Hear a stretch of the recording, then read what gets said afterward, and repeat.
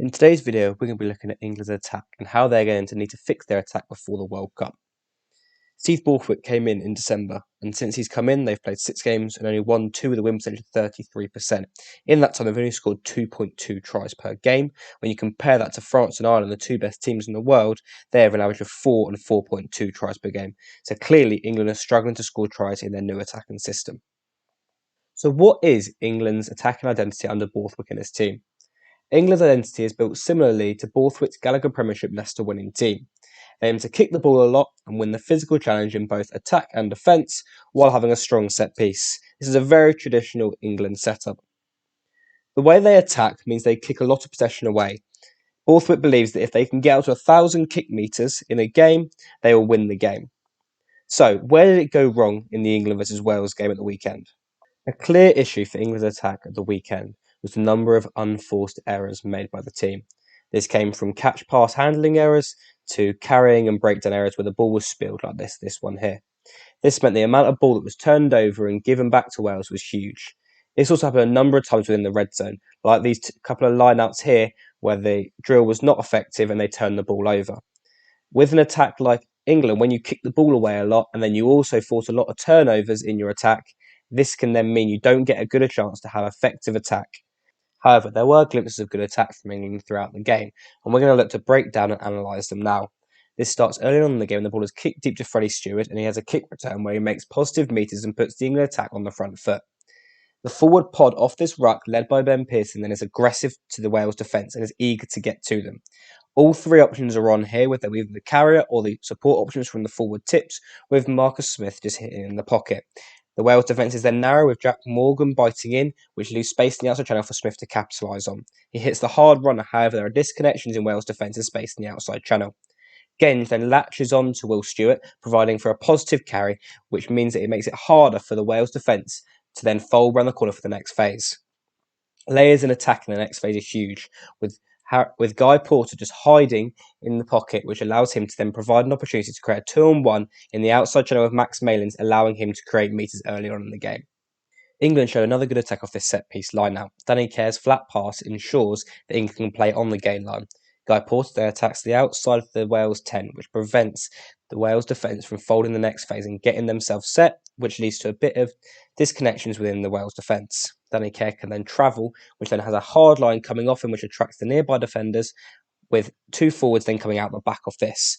Freddie Stewart then is an outside hard line, with then layers off this, with Marcus Smith being able to go out the back.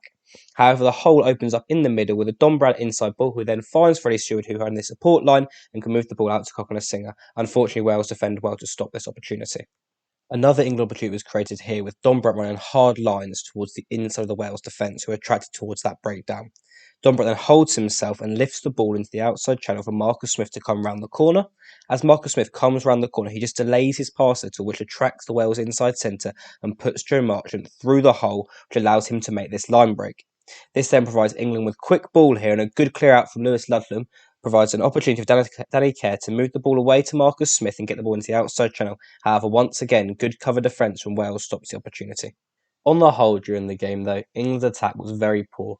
It was very scrappy. There was a lot of loose passes, which put the Wales defence on the front foot and put England's attack on the back foot. This resulted in England kicking the ball more and having less possession. Steve Borthwick prides himself on having a good set piece. However, during the game, once again, there was a lot of errors in the set piece, which, like this one here, which put England's attack on the back foot and put themselves in not an ideal position to create try-scoring opportunities. England's attack also got into a routine of playing one-off runners off 9. This became very predictable and easy for Wales to defend.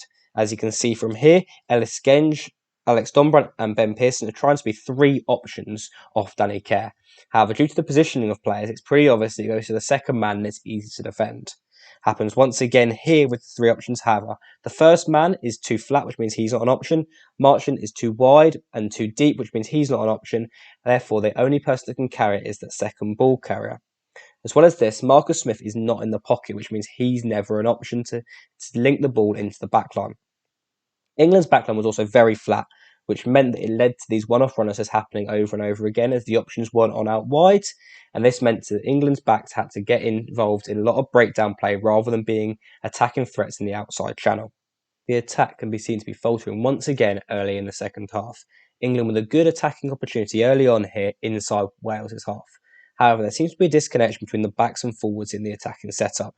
England set 2 layers off this attacking breakdown with a forward pod and a second forward pod off Marchant as a first receiver. However, Marchant is too worried about the second phase, which means he's not in that pocket for the first phase. It is never an option to link these 2 pods together.